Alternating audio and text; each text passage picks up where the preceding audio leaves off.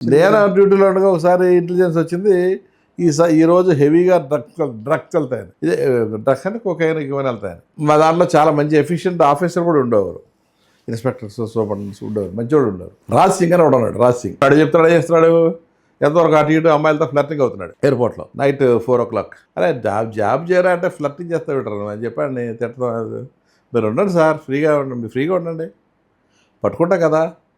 అరే heavy drugs అంటారా బాబు, మన డ్యూటీలోకి పట్టుకోకపోతే మన బ్యాడ్ నేమ్ వస్తుంది. ఇది ఎక్కడ ఇంటర్పోల్ నుంచి వచ్చిన ఇంటెలిజెన్స్, ఇది Canadian mounted police, British police, మన సిబిఐ, ఐబీ అందరి దగ్గర వచ్చిన ఇంటెలిజెన్స్ ఇది. మనం వదిలేసామంటే చాలా బ్యాడ్ నేమ్ వస్తుంది అని చెప్పాను. అది చెప్పిన 10 నిమిషాలకి వీడు ఒక దాన్ని తీసుకొస్తున్నాడు. ఒక అమ్మాయి కుర్రాడిని ఎత్తుకున్నాను సార్. సీన్ ఇది, బురకా వేసుకుంది సార్. బురకా వేసుకుంటే వెళ్ళి బురకా అమ్మాయిని పట్టుకొని, మీ బాబుని టెస్ట్ చేయాలి. ఏం చేస్తారు, నేను ముస్లింని ఆర్టూడ్ అని. మేడం అదే కుదరదు, పక్కరండి చెప్పి తీసుకొచ్చి చూస్తే బాబు డెడ్ బాడీలో డ్రగ్స్ ఉన్నాయని.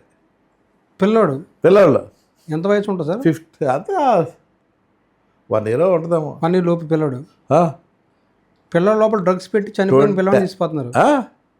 10 or 15 kilos డ్రగ్స్ ఉన్నాయి లోపల.